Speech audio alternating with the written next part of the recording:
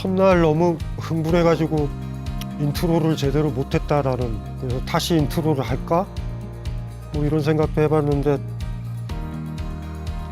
매번 또 인트로를 할 것 같다라는 느낌이 들어서 그냥 무시하고 이제 얘기를 잠깐 좀 해볼게요. 화두에 대해서, 가치에 대해서는 얘기를 해드렸죠. 그러니까 어떤 잣대가 뭐냐 하면 그 화두를 듣고 이게 뭔 선문답이야. 이게 막말로 얘기하면 이게 무슨 소리야. 이게 무슨 의미가 있어. 이게 뭐 당혹스럽네. 이런 느낌이 들면 걸린 거예요. 이제 자기가.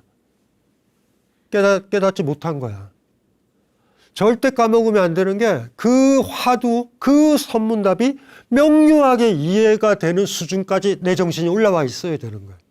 근데 나는 가만히 있고 이게 웬 선문답이야? 이해도 안 돼. 이래버리면, 그러니까 그래서 화두라는 걸 던지는 거예요, 제자들이. 경전을 다 읽는 거지, 막. 화엄경서부터 법구경, 초기경전까지 다 읽었고, 외웠고, 요약하고 이런 사람이 있다고 하자고. 그걸 읽었다고 그래서 이거에 대답을 못 해. 몇 번째 권에 무슨 내용이 있었는데? 시험 보듯이. 우리 시험 봐서 알잖아요. 까먹잖아, 나중에. 그래서 그때도 그런 얘기를 했지만, 우리가 정했던 제1칙 들어가기 전에 간단한 거 한번 얘기를 할 거예요. 경덕 전등록이라는 책 얘기했죠. 그게 선문답, 그 대화가 들어있는 에피소드가 1000여 개가 되고, 벽암록, 그 다음에 셀렉션에서 나온 게 한 100여 개 되고, 무문가는 48개가 된다. 경덕 전등록에 나와 있는 건데 이게 너무 예뻐요, 사실은. 거기 나와 있는, 저 같으면은 제가 예를 들면은 화두집을 만든다 그러면 거기서 그거 화두는 셀렉션하고 싶은 거, 해림사 스님 얘기, 나 이 얘기 너무 좋아해. 요 얘기만 한번 들을게요. 그러니까 그 상황을 이해해야 되고, 그 상황 안에 들어있는 깨달은 스님과 깨닫지 못한 스님이라든가 스승과 제자라든가 등불이 켜진 사람과 아직 안 켜진 사람의 요 얘기 에피소드가 중요한 거예요. 사실 이거는 문학적 감수성이 더 필요해. 마음이 착하고 성숙하면 시도 잘 읽히고요, 소설도 잘 읽혀. 반면 너무 잘해. 정보도 잘 처리하고 경영학도 해. 절대 못 읽어요, 시. 조금만 영어 어려워도 하품하는 애들 있잖아요. 답이 없죠. 나중에 애인 사귀고 누구 사귀고 아이 생기고 막 생기면 그들의 마음 읽는 게 얼마나 힘든데. 기계적으로 안 된다고, 전혀. 그러니까 사실 제일 중요한 게 문학적 감수성이지. 그거를 외워가지고 가로치기 하고 여기에 단어는 넣고 이거 잘했다고 그래서 시를 잘 읽나? 그건 아니니까. 그래서 어떤 에피소드를 딱 들으면 상황을 빨리 머릿속에 그리고, 문학적으로 그리고, 그 다음에 요게 납득 가능하게, 요걸 납득 가능하게 설명하려고 노력을 하면 돼요. 일단 화두를 풀어나가는 작업은 그런 작업인 거야. 그러니까 빠져 있는 거죠. 무언가 빠져 있는 짧은 구체적인 얘기에 문맥을 다 넣어야 돼. 이게 깨달은 자의 얘기고 한 사람의 머릿속에 등불이 펑 터지는 얘기구나. 어디에서 터졌지? 뭐라고 대답했길래 너 깨달았다, 너 이제 괜찮다, 너 그만 하산해라, 이쪽 스님이 그런 얘기를 했을까를 보면 되는데, 겨울 사찰에, 해림사라는 사찰에 스님이 혼자 거기를 관리를 하고 있고, 제일 가운데 대웅전에는 목불, 나무로 된 목불이 있으니 그닥 시주가 많은 곳은 아니야. 후미진 곳에. 스님 하나가 길을 가다가 막 춥죠. 추운 상태에서 잠을 자야 된다고. 요새는 호랑이들이 많이 없잖아, 짐승들이. 근데 옛날에는 많았단 말이야. 웬만하면 죽는단 말이야. 거기서 가야 되지 뭐. 이제 거기로 들어가는 얘기예요. 경덕 전등록, 그러니까 전등록 줄여서 거기 나온 에피소드인데, 딱 들어갔어. 이게 겨울 나기가 힘들어요, 사찰이. 이거 쓸데없이 자비 얘기하지 마요. 이거는 삶의 문제야. 장작들 있고 먹을 것들 있고 이게 한정돼 있어. 짐승이든 뭐든 겨울에 먹을 게 없잖아. 이러고 있는데 한 놈이 온 거야. 이 스님 입장에선 중들이 왜 겨울에 나돌아다니냐 화가 나지. 왜냐하면 그 사람 또 불 때워줘야 되잖아. 그럼 장작이 하루분 이틀분이 날아가고 공양도 해야 되고 식사도 해야 되니까 이거 보니까 귀찮은 거야. 그렇다고 그래가지고 스님이 그러면 안 되잖아. 예? 같은 도반인데 공부하는 스님인데 그래도 속에는 욕이 막 쌍욕이 나오지. 뭐 이러는 거야 막. 그래도 어떡해. 그런데 이 사람이 자기 방에도 안 재워줬어. 대웅전 목불 있었던 데 있잖아. 그 나무 바닥이잖아. 거기서 자라고 그랬다고. 물론 나무에서 자면 따뜻해요. 한 데서 자는 거랑 나무 정각에서 자는 건 완전 다른데 춥지. 그러면서도 투덜투덜 해가지고 자기 승방에 가서 이렇게 했는데 갑자기 느낌이 안 좋아. 그랬더니 그 대웅전 있잖아. 거기에서 뭔가 불빛이 들어오는 것 같아. 그 스님이 잠자고 있던 이렇게 방에서 보니까 불빛이 비쳐. 문 열고 나갔지. 나무로 되어 있는 사찰에 불이라니 큰일 나죠. 가봤더니 목불 있잖아, 목불. 목불을 도끼로 쪼개가지고 그 대웅전 그 구석탱이에다 불을 붙여서 불 쬐고 있는 거야. 재워줬던 스님이. 무슨 말인지 알죠? 이건 놀라운 일이 벌어진 거야. 완전 황당한 일이지. 목불이 없는데 나중에 보살들이 와서 무슨 와가지고 이거를 하겠고 뭐 이렇게 108배를 하겠어. 이제 끝난 거지. 그게 어쨌든 가장 메인이잖아요. 그래서 이 스님이 막 따지는 거지. 아니 중이 어떻게 부처를 태우냐 이렇게 물어본 거예요. 그러면 이거 목불 쬐고 그 불 쬐고 있던 스님이 뭐라 그랬는지 알아? 그 목불에 사리가 있는지 없는지 확인하려고 태우고 있었대. 스님들이 우린 화장을 하니까 불교에서는. 그리고 그렇게 하다 보면은 사리가 나오잖아. 그 얘기를 한 거야. 황당하잖아요. 이제 슬슬 황당해지는 거지. 그랬더니 이 화난 스님이 또 되물어 보는 거예요. 그 스님한테. 나무에 무슨 사리가 있냐 이 새끼야.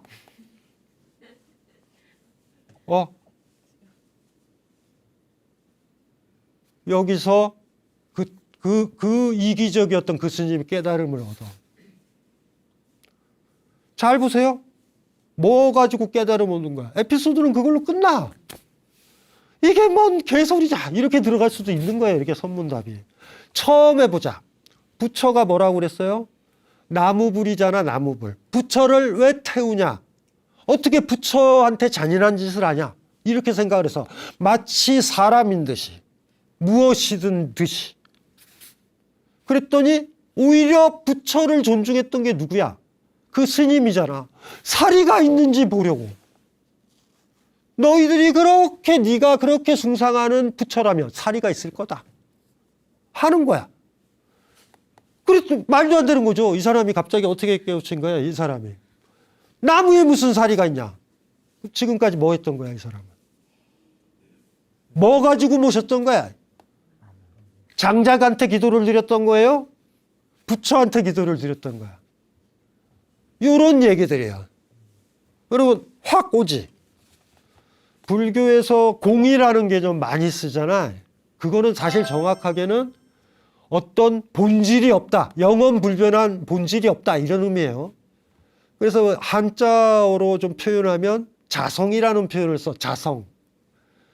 스스로의 본성, 자기동일성이야. 그래서 공의 정의가요, 무자성이라고 얘기를 해. 자성이 없는 거다. 이렇게 얘기를 한다. 근데 그걸 아는 게 자유를 얻은 거잖아. 그걸 아는 게 자유를 얻은 거예요. 여기 계신 분들한테 물어보고 싶다. 산에 갔는데 불교가 쇠락했어. 불교가 망가졌어. 산을 헤매다가 여러분들 근데 불교를 좋아해. 근데 스님들도 다 환속하고 산에 그냥 사찰만 있어. 겨울에 들어갔어. 거기 보니까 목불이 하나 있네? 추워. 목불 떼실 수 있는 분. 아, 따뜻하다. 아니면 거기서 얼어 죽으실 분. 시다르타가 뭘 바랄까? 자기 떼기를 바랄 거야. 더더구나 이거는 시다르타도 아니에요. 나무야, 나무 토막. 내 관념으로 투사하는 거야. 지난 시간에 매달린 절벽 얘기했잖아. 내가 부처라고 생각하는 거야. 그건 금속 덩어리예요. 하도 귀하게 만들려고 황금도 해. 황금으로 해도 깨달은 사람은 얘기한다고. 그거는 금속 덩어리야 그냥. 방금 이런 에피소드 같은 게 화두의 성격인 거예요. 그러니까 전등록이라는 책에 보면 굉장히 많아. 이렇게. 우리 예를 들면 원효랑 의상 얘기 기억나죠? 해골물. 그것도 화두인 거예요. 깨우침을 얻잖아. 그 얘기는 조당집이라는 다른 스님들 에피소드 모음집에 나와. 그러니까 무문스미도 마찬가지인 거예요. 사실은. 누구든지 뽑을 수 있어. 그래서 심심하시면 그거 하세요. 어쨌든 전등록이 제일 많다고 그랬잖아. 1000개 넘는다 그랬잖아. 그거 딱 보시다가 이건 내 스타일인데? 그것만 뽑아내셔서 책 내시면 돼. 그리고 여러분 이름 하나, 법명 하나 지은 다음에 무문스님처럼 여러분들 뭐 할까? 유문? 나는 문이 있다. 문 있는 거 48개? 너무 많아. 나는 25개로 깔끔하게. 이게 무슨 말인지 알죠? 만들면 되는 거예요. 그렇게 무문관 유명하다 왜 그러지 마. 왜 그러는지 모르겠어. 어차피 나는 그 깨달은 스님과 같은 반열에 올라갈 잠재성이 있다라고 놓고 화두로 들어가니까 괜찮아. 오늘 첫 번째 다룰 거는 그때도 얘기했죠. 무문관의 실제 순서와 제가 강연하는 순서, 그리고 매달린 절벽에 손을 뗄 수 있는가 이 책 쓸 때랑 불교신문에 연재했을 때의 순서, 그건 좀 다르다고. 제가 봤었을 때는 지금 이 비유로 출발하면 좋겠다. 그런데 지금 제가 첫 칙이라고 불러요. 칙이 자잖아. 이렇게 척도 이런 뜻인데, 첫 번째 화두, 여기에 핵심적인 키워드 때문에 뭐라고 얘기했냐면 비풍비번이라고 한자가 되어 있는데요. 풍이 바람이고 번이 깃발 번자야. 그러니까 풍도 아니고 깃발도 아니다. 이게 화두를 요약하는 제목인 거야. 그러니까 별도의 제목은 아니에요. 내용을 심플하게 만들어서 우리 얘기할 때 그러잖아요. 이 화두가 꽤 에피소드가 길단 말이에요. 문장이 한 8, 7개 돼. 8, 7개 쭉 읽은 다음에 이 화두에 대해서 어떻게 생각하세요? 제가 얘기했는데 상대방이 또 이 화두를 다 읽은 다음에 그 화두는 좋은 것 같아요. 이러면 골치 아프잖아. 줄여가지고 그냥 비풍비번이라고 그러니까 별 뜻이 있는 게 아니에요. 그래도 얘기하기는 편하잖아. 비풍비번. 천천히 읽어드릴 테니까 어떻게 하시면 되냐면 아마 화면에도 올라갈 거예요. 내용을 잘 기억을 하시면 돼요. 머릿속에 영화처럼 그려요. 소설이 왜 잘 안 읽히냐, 글이 잘 안 읽히냐라는 건 글을 봐서 그래. 글을 보자마자 머릿속에서 계속 그려야 돼, 영화처럼. 줄리엣 그러면 예쁜 줄리엣도 그려보고 이러는 거야. 계속 읽다 보면 줄리엣이 예쁘지 않은 느낌이 들어. 그래서. 그러면 얼굴을 수정해야 돼. 그 다음에 그렇게 만들어서 책의 3분의 1만 가면 그냥 읽히기 시작해요. 그때부터는. 그 소설 읽어봤죠? 장편 소설은 5분의 1만 읽으면 그냥 뒤엔 쭉쭉 읽혀. 그래서 사실 단편 소설이 힘들어. 그 일만 하면 끝나, 소설이. 이것도 마찬가지예요. 이렇게 읽으면 머릿속에 그냥 여러분의 경험을 통해서 그려요. 어느 날 사찰 깃발이 바람에 나부끼고 있었다.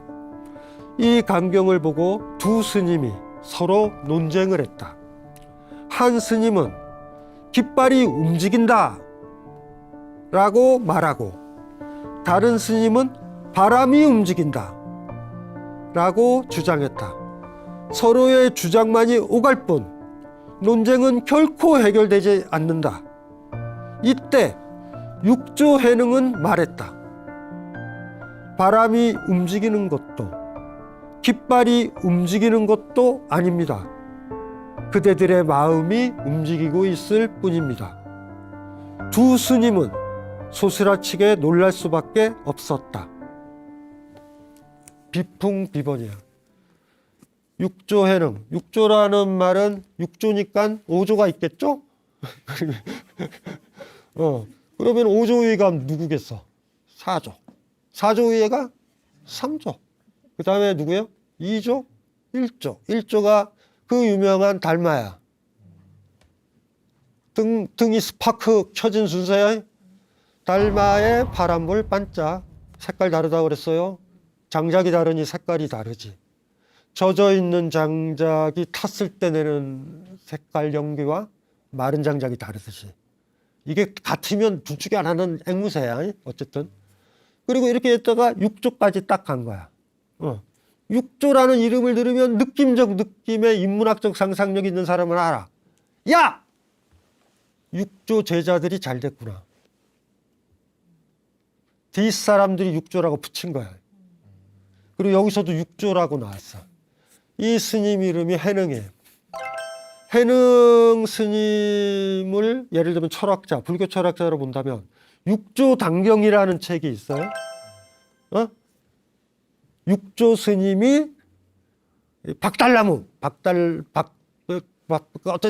견고한 6조 단경이라는 책이 중요한데 왜 중요하냐면 뒤쪽에 나와 있는 판본 말고 그 당시 도낭에서 발견된 판본이 있어요.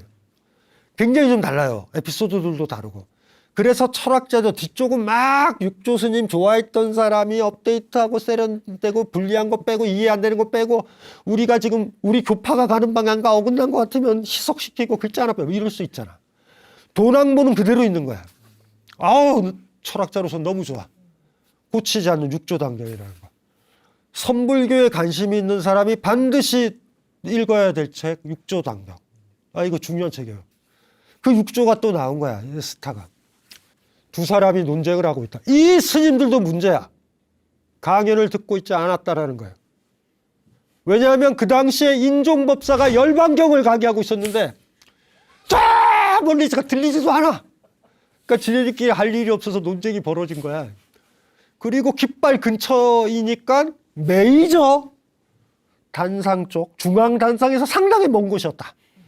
옛날에 뭔 스피커가 있어. 뭐 블루투스가 어디 있어. 뭐 이런 거 없잖아. 스님들이 가만히 있다가 쫙 멀리 있었을 거야. 인종법사라는 인종스님이. 열반경이 왜 중요해요? 30세 때의 삶에 대해서 얘기하는 거랑 죽음을 앞뒀을 때 얘기하는 얘기는 달라요. 그래서 열반경을 중요시 여기는 거야. 그러니까 열반경이 원효 스님만 해도 열반경 종요를 쓰신다고.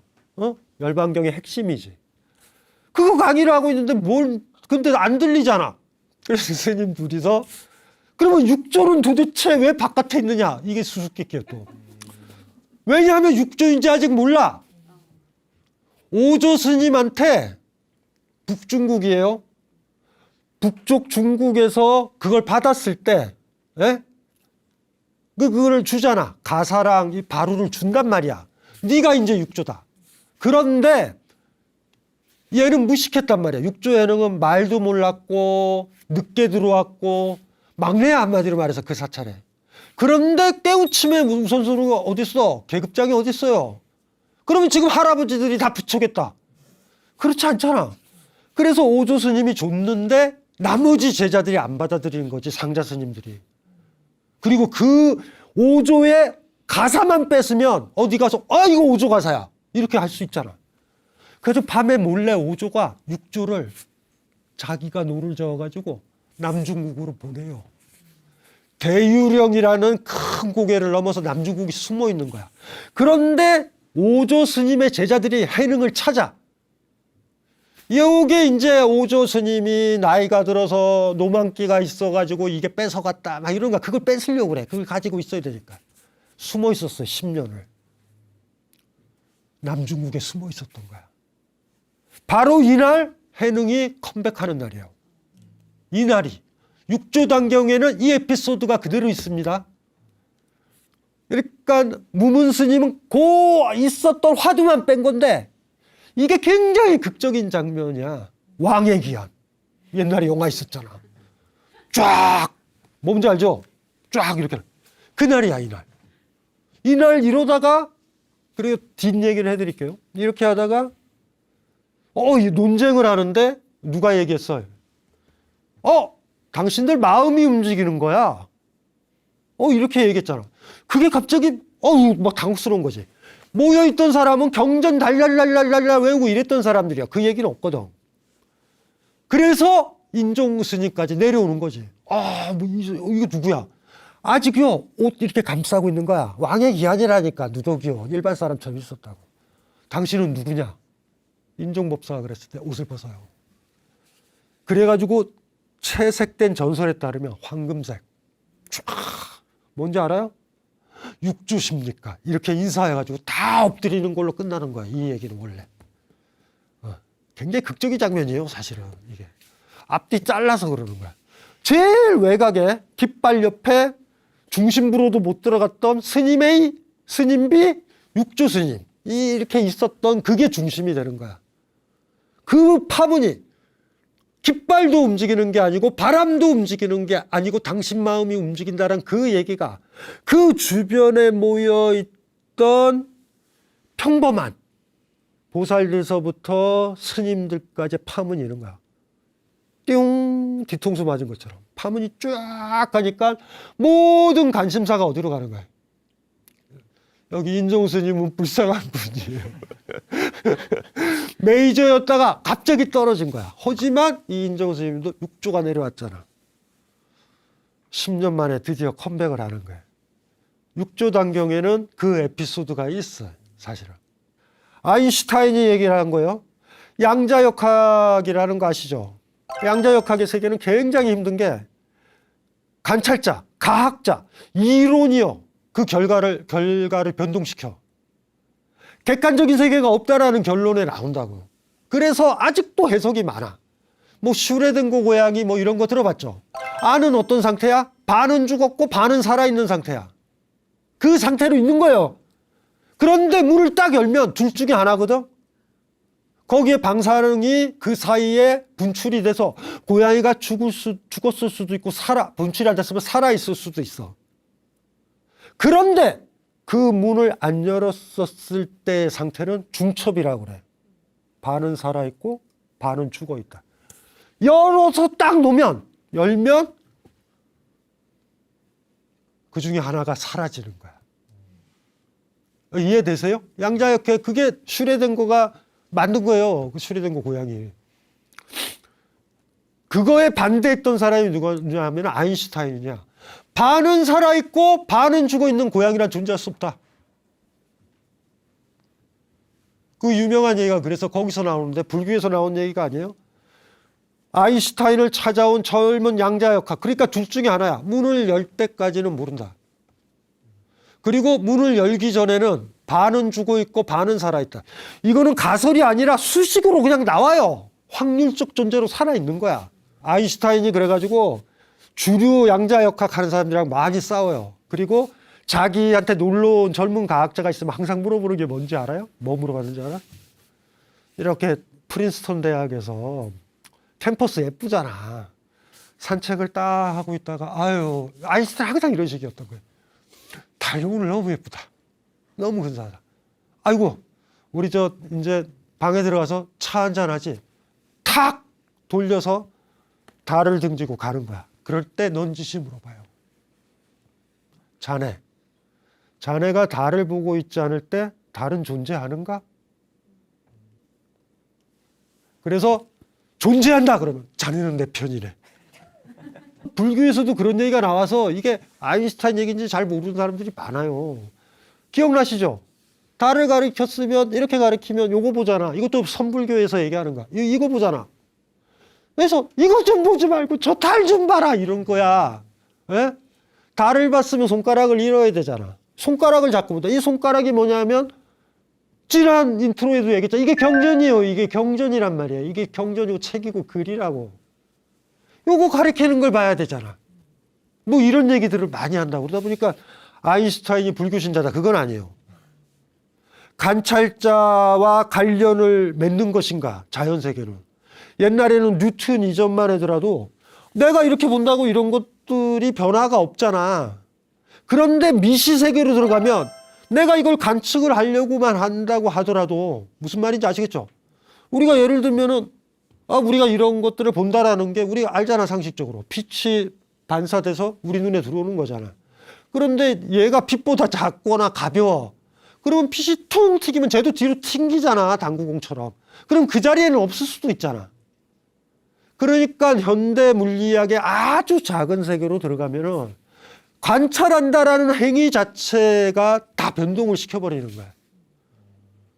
그러니까 이제 그럴 수는 없다라는 쪽으로 이제 가는 게 아인슈타인이에요.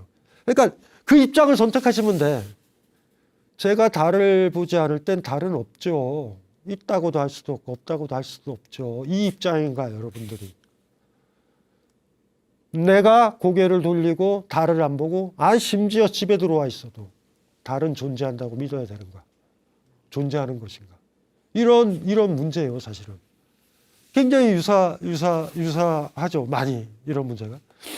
그래가지고 그런 최근에 어떤 학자들이 자꾸 그런 책을 쓰는 거야. 양자역학과 불교 이런 책들이 나오는 거예요.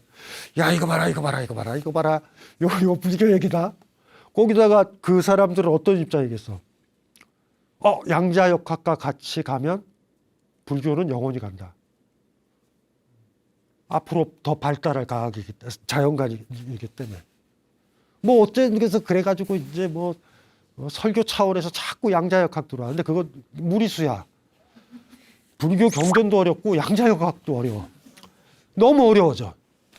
그래서 차라리 화두 풀고 있는 게 나아요. 사실은 정확하게. 비풍비번이에요. 어떻게 생각하시나요? 바람이 분다. 깃발이 움직인다. 바람이 분다. 딱 보면 여러분 생각은 이럴 거야. 그래도 역시 두 가지 주장 중에 하나는 바람이 아닐까. 이런 느낌 들잖아. 그런데 그러면 또 골치 아파진다. 깃발이 없는데, 흩날리는 깃발이 없는데 바람 부는 줄 어떻게 알아? 깃발이 움직인다라고 주장하는 스님도 강력한 입장을 가지고 있는 거예요. 처음에 이 사람의 생각도 그 스님의 얘기도 만만하게 보면 안 돼. 두 번째 스님은 뭐라 그랬어요? 바람이 분다 그랬잖아. 바람이 분다고. 오히려 본다면 저는 개인적으로는 두 사람 중에 하나만 선택하라고 그러면 깃발이 움직인다 쪽을 난 좋아해요. 이건 제 기질이야.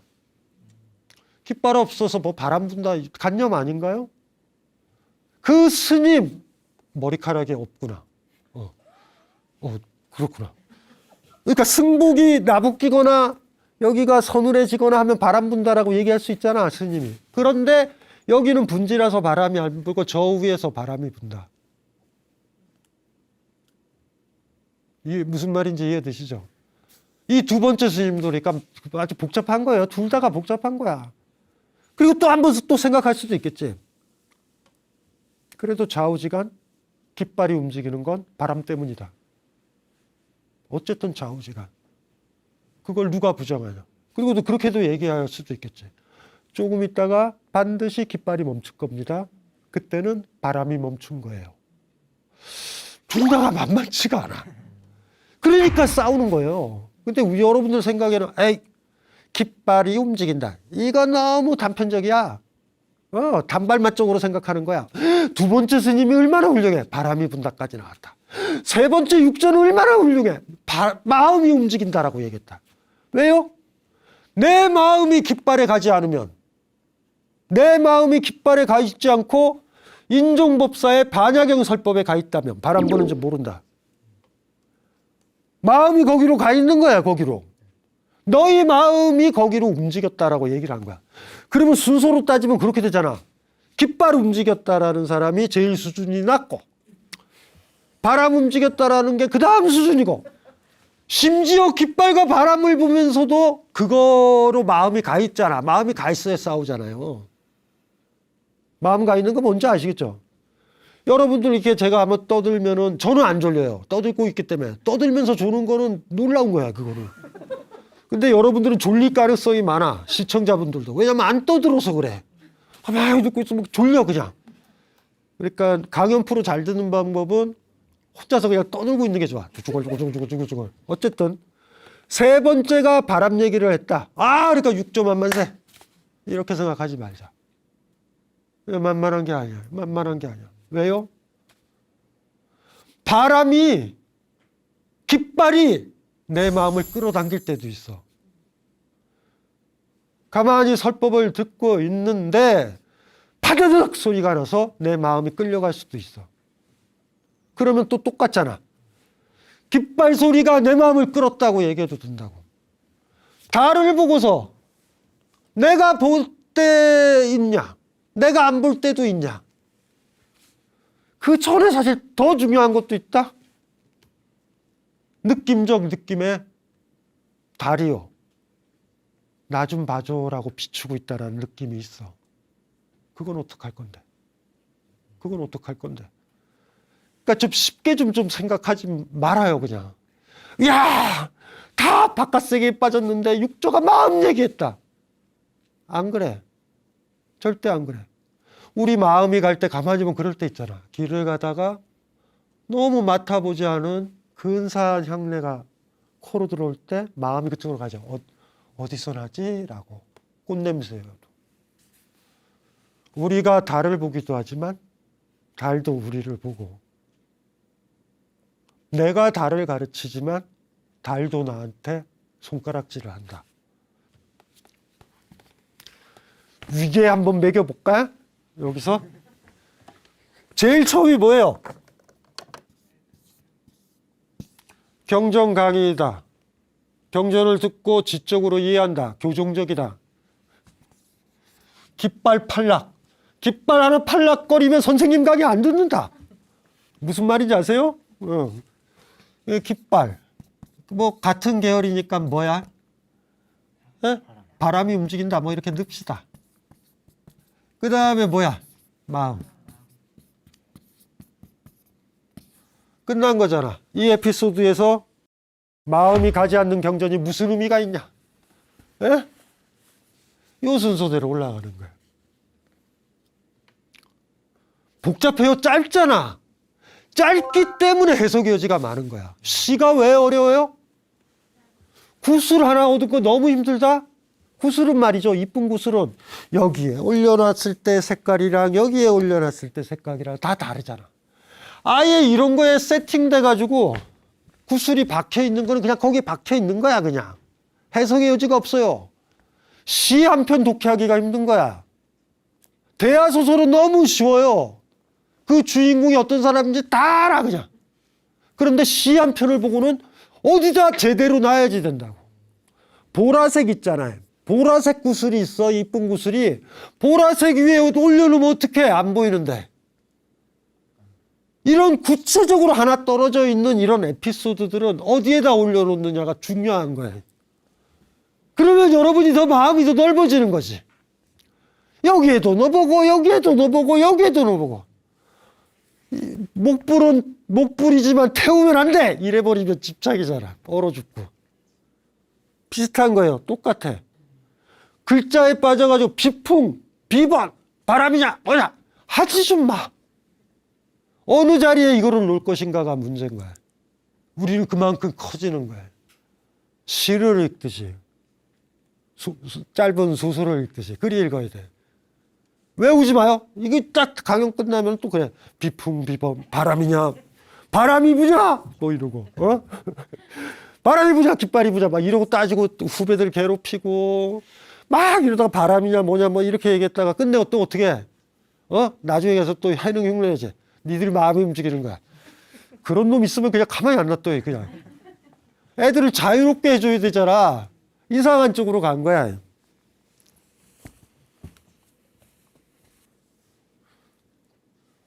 달을 보면 달을 안 볼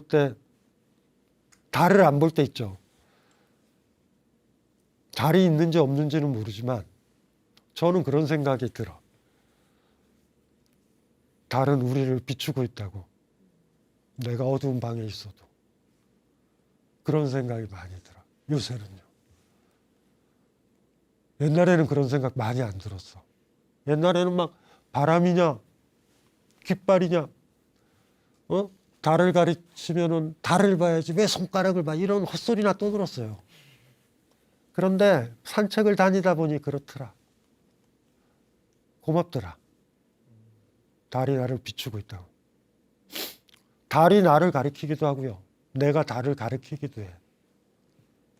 그리고 내가 달을 안 가리키면 누군가 또 물어볼 수도 있지. 지금 달이 있냐고. 모르겠어요. 달도 우리를 가르치는 것 같아. 그런 느낌은 일단은 들어요.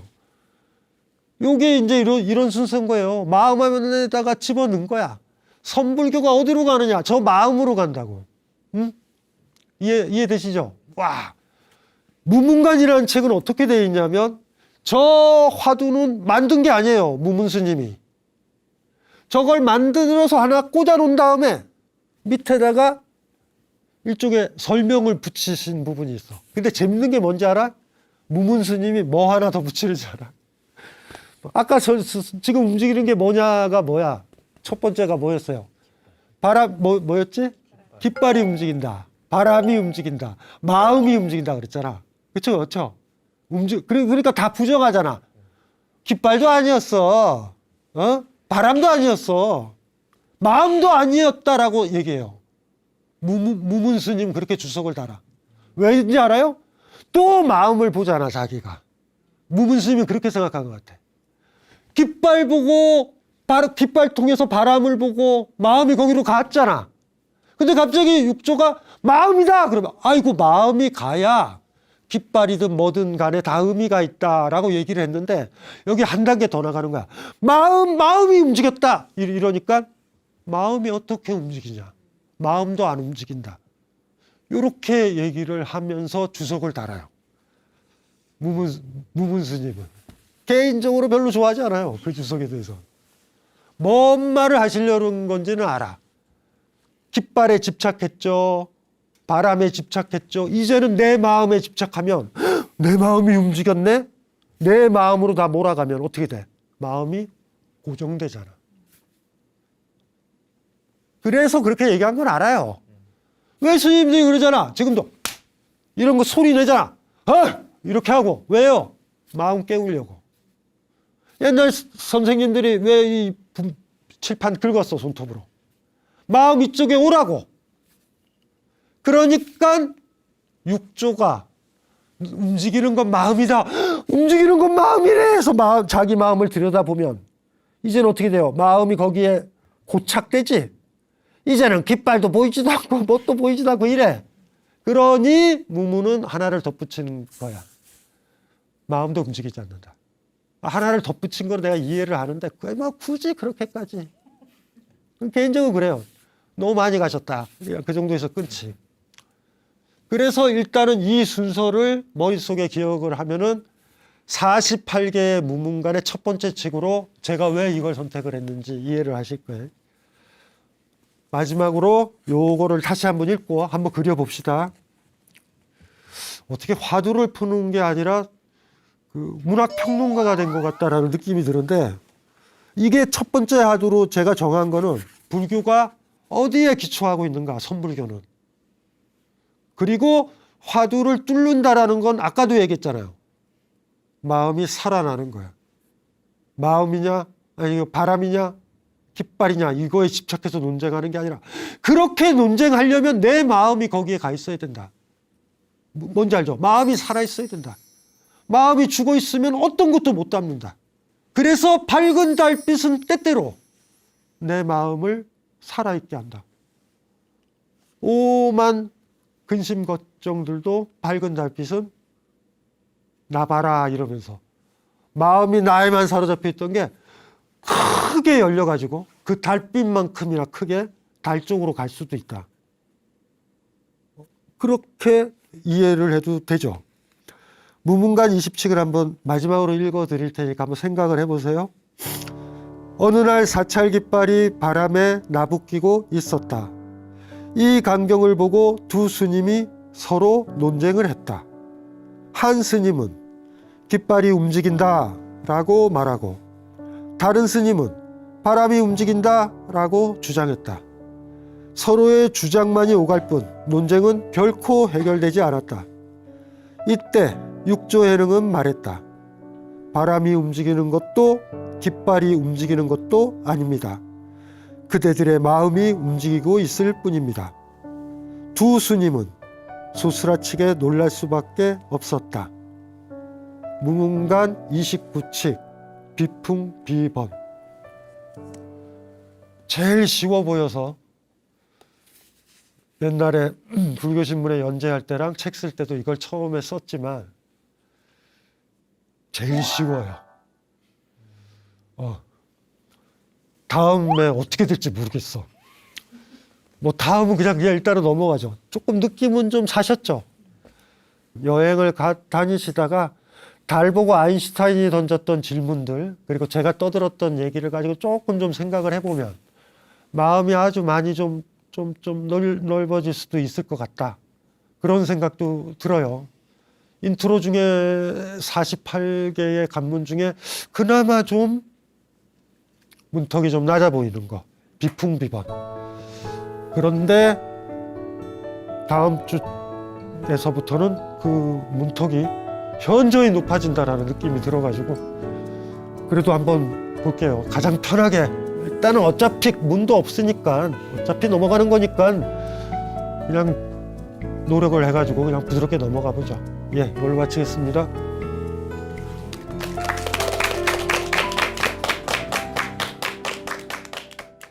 선불교의 가르침 중에 하나가 불립문자라고 있어요. 불립문자. 불립문자를 사회적으로 얘기하면 분립스펙이야. 나는 사람들을 만날 때 내가 어디서 배웠고 어느 대학에서 배웠고를 세우지 않는다. 그걸로 나를 평가하지 마라. 나를 나로 봐라. 침묵도 말이 될 수 있다라는 거. 오늘 선택한 게 암한주인이라고 원래 무문관에는 12번째 나와요. 그러니까 주인공 하고 스스로 얘기를 하는 거야. 그리고 대답을 하는 거야. 이 대답이 중요한 거죠.